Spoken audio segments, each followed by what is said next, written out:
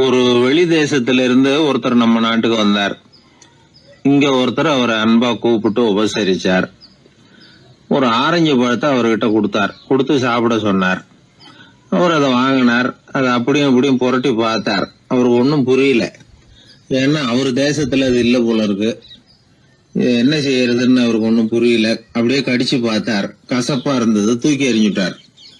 அதை ஏன் தூக்கி எறிஞ்சுட்டீங்கன்னு கேட்டார் இவர். கசக்குது, அதை எப்படி சாப்பிடுறது அப்படின்னாரு அவரு. அது அப்படி சாப்பிடக்கூடாது, மேல உள்ள தோலை எடுத்து எரிஞ்சுடணும், இனிப்பான பகுதி உள்ள இருக்குது அப்படின்னு விவரம் சொன்னார் இவர். இப்படி சொன்னவர் ஒரு யோகி.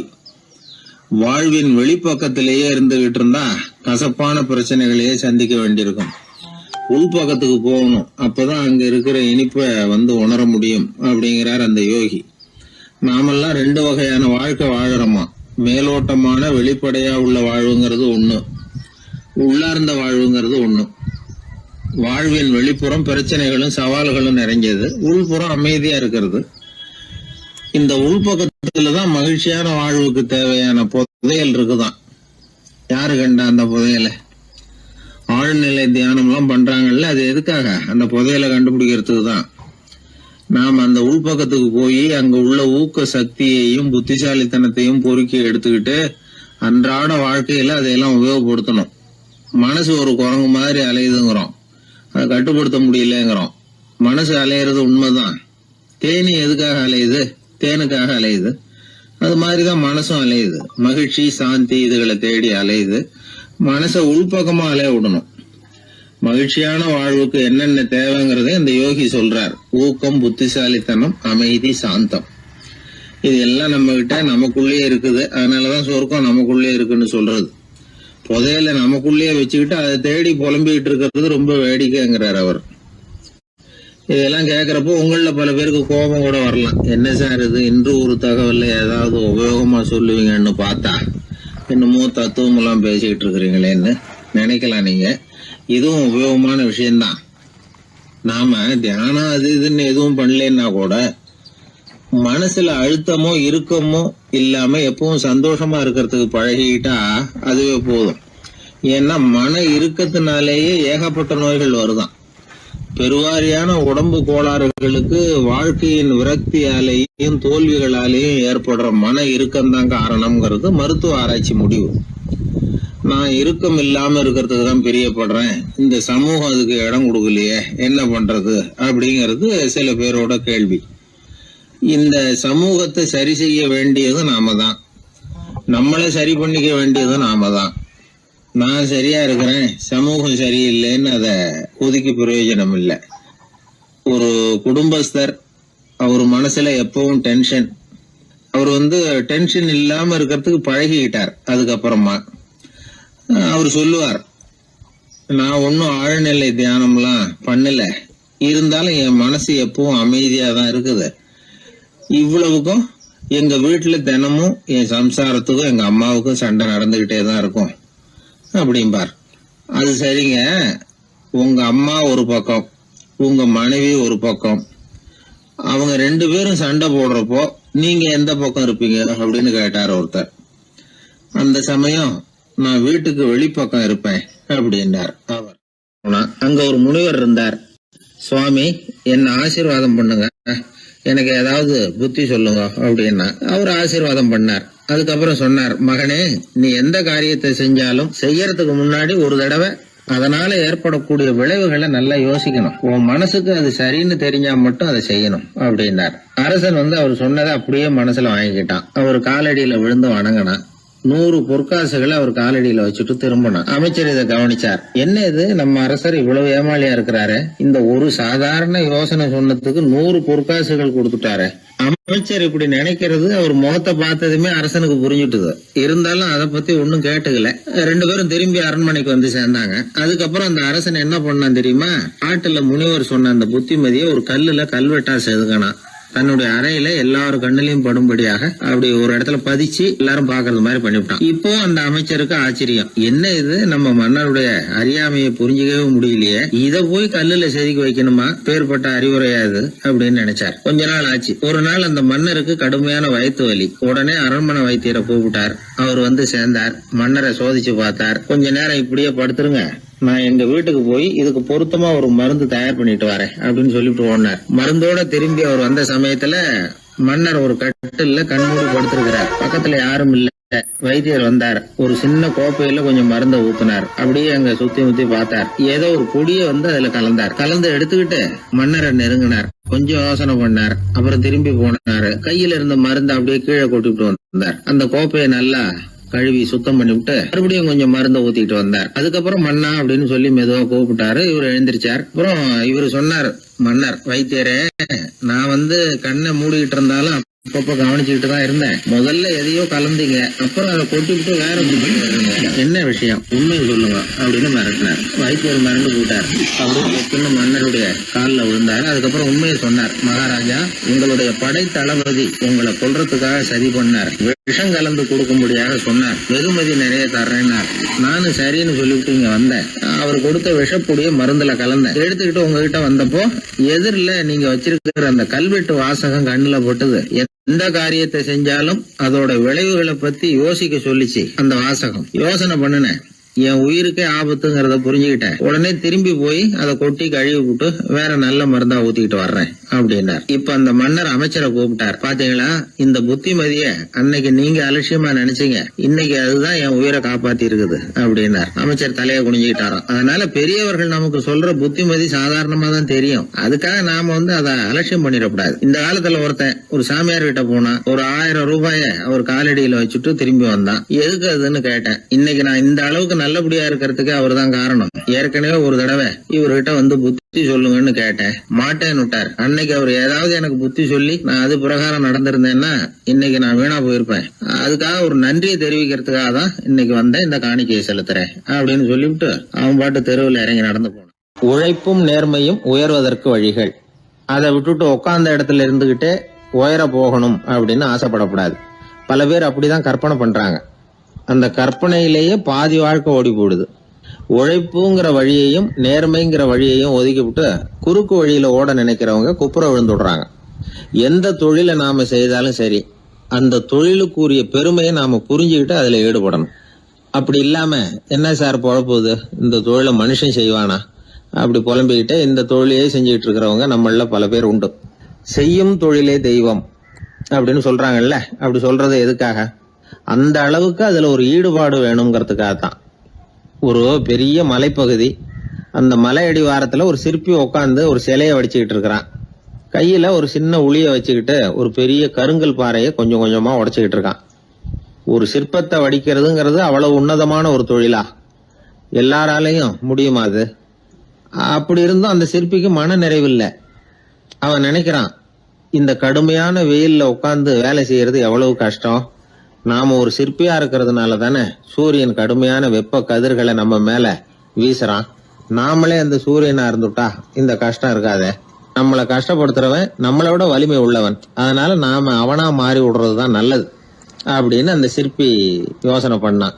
அவன் எண்ணம் உடனே நிறைவேறிட்டுது.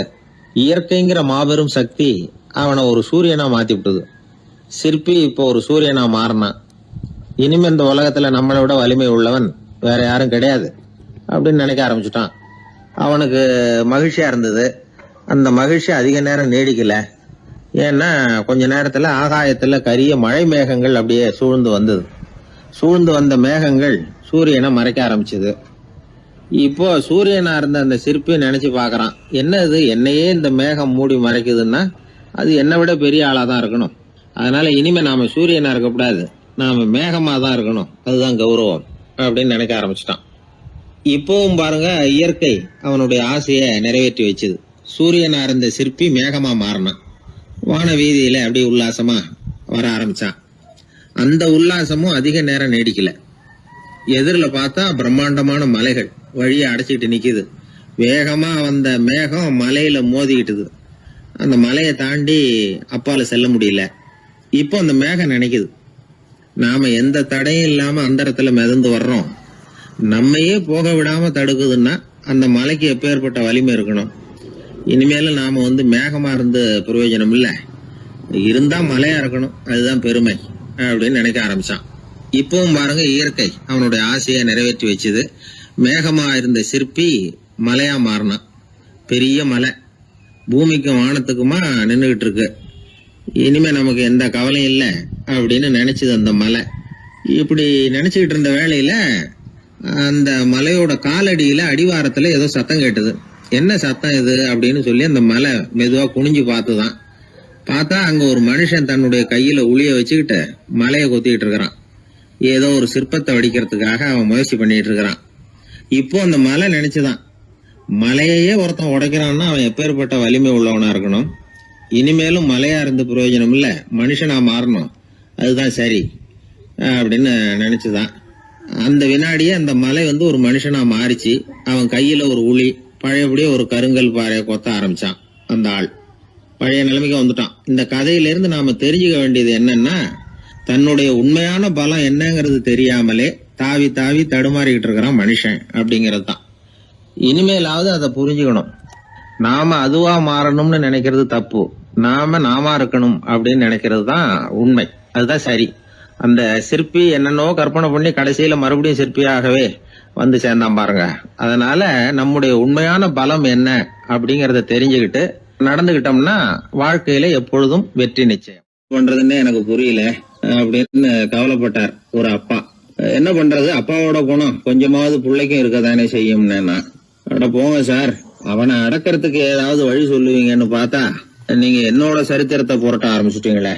அப்புறம் கேட்டேன் அவரை, சரி பையன் அடம் பண்ணா அவனை நீங்க எப்படி அடக்குறீங்க அதை சொல்லுங்க முதல்ல, அதுக்கப்புறம் என் யோசனையை சொல்றேன் அப்படின்னு.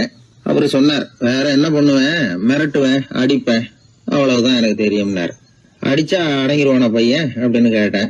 அது எப்படிங்க அடங்குவான், இன்னமும் தீவிரமா அடம் பண்ண ஆரம்பிச்சிருவான், கத்தி ரகலை பண்ணிவிடுவான் அப்படின்னாரு. குழந்தை அடம் பண்றானேங்கிற கவலை பல குடும்பங்கள்ல உள்ள ஒரு பிரச்சனை தான்.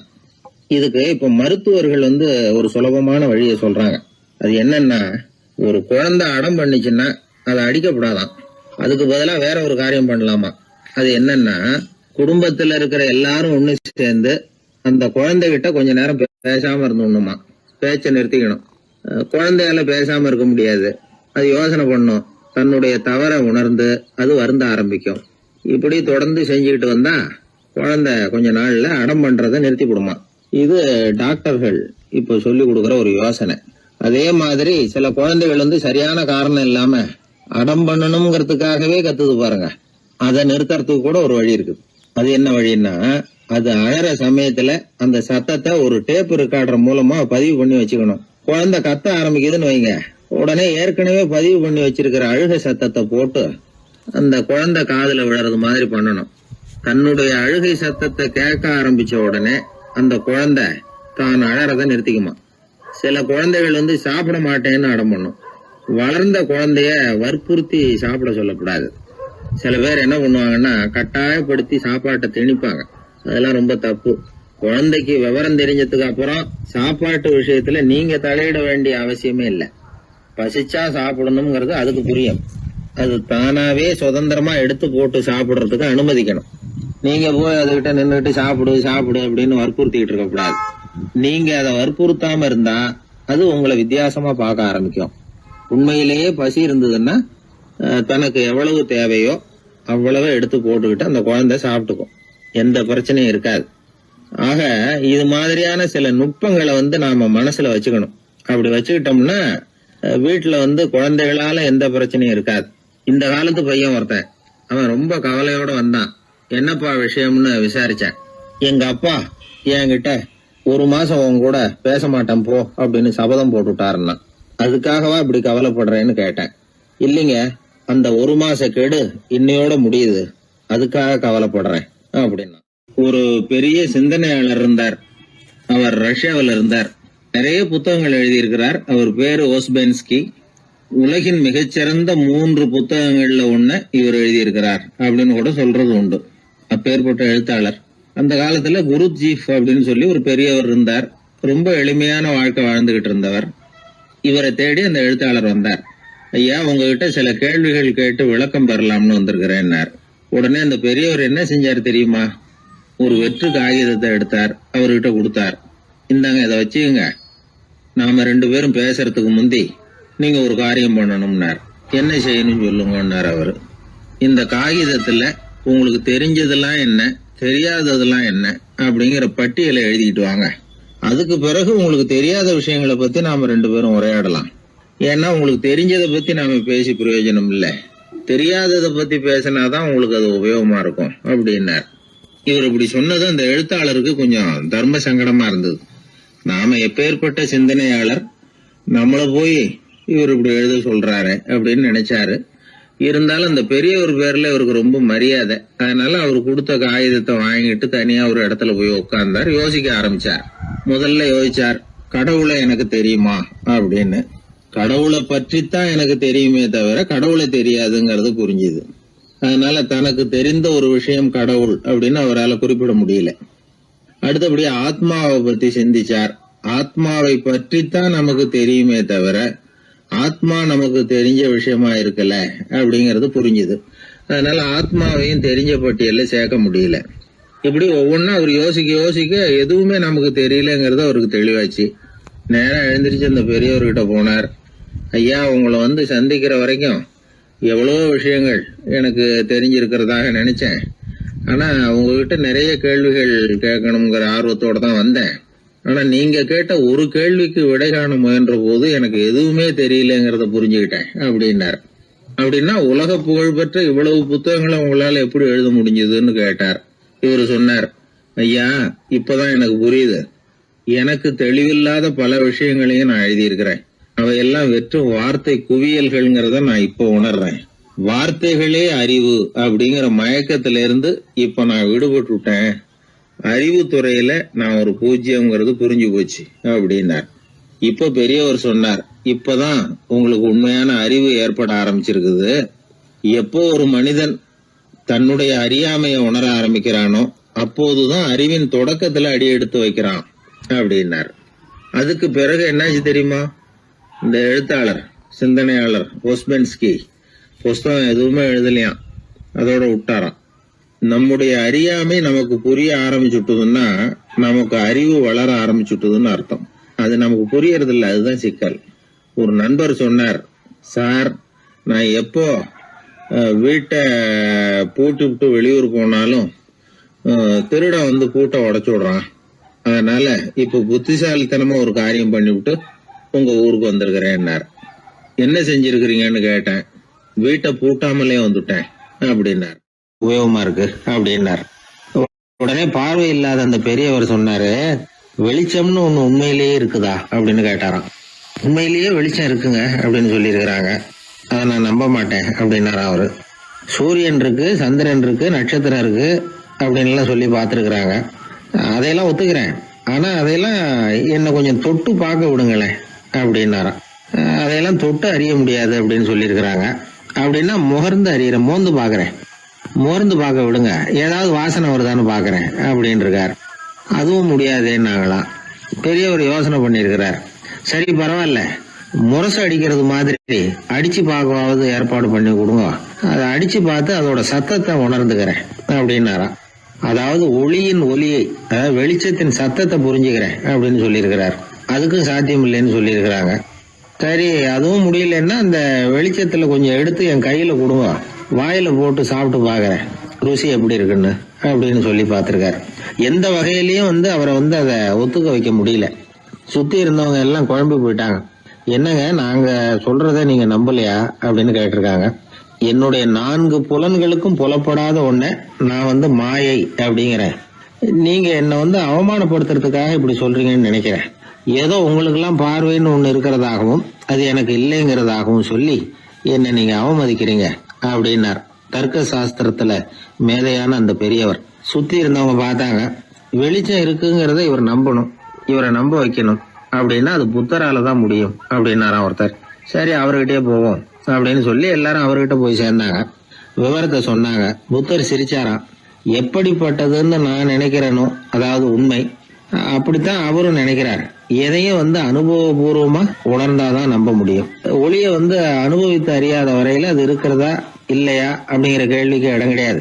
அதனால அவரு அதை நம்பாததும் சரிதான் அப்படின்னு சொன்னாராம் புத்தர். அதுக்கப்புறம் சொல்லியிருக்கார், உங்களை குணப்படுத்தி விடலாம், உங்களுக்கு தேவை ஞானி கிடையாது, உங்களுக்கு தேவை மருத்துவர் அப்படின்னாரா. ஒரு டாக்டர் கிட்ட அழைச்சிட்டு போயிருக்கிறாங்க. பார்வை கிடைச்சிட்டுது. வெளிச்சத்தை கண்டதும் அவர் மகிழ்ச்சி அடைஞ்சார். புத்தரை வணங்கினார். நான் வாதம் பண்ணேன், நீங்க எதிர்வாதம் பண்ணல. என்னுடைய பிரச்சனை மருத்துவரால் தான் தீரும் அப்படின்னு சொல்லி எனக்கு பார்வை கிடைக்க செஞ்சீங்க அப்படின்னாராம். மனித குலத்துல ரொம்ப அதிகமானவர்கள் நிலைமை இப்படித்தான். கண்ணை மூடிக்கிட்டு அதை சரின்னு ஒருத்தர் வலியுறுத்தி சொல்லிட்டு இருந்தா அவருக்கு உதவுறது அப்படிங்கிறது முடியாத காரியம். இந்த காலத்துல சில பேர் கண்களை திறந்துகிட்டே சில காரியங்கள் பண்ணுவாங்க. அது தப்புன்னு அவங்களுக்கு பின்னாடிதான் புரியும். ஒருத்தர் தன்னுடைய வலது காலில் கட்டு போட்டுக்கிட்டு அப்படி வந்தார். என்ன ஆச்சுன்னு விசாரிச்சாங்க. எங்க வீட்டு கண்ணாடி ஜன்னல்களை வெளிப்பக்கமா இருந்து சுத்தப்படுத்திக்கிட்டு இருந்தேன், சரியா தொடச்சிக்கிட்டு இருக்கோமா அப்படின்னு கொஞ்சம் பின்னாடி தள்ளி நின்னு பார்த்தேன் அப்படின்னார். அதுக்கும் உங்க கால் உடைஞ்சதுக்கும் என்ன சம்பந்தம்னு கேட்டாங்க. நான் குடியிருந்தது 4வது மாடியாச்சே அப்படின்னாராம்.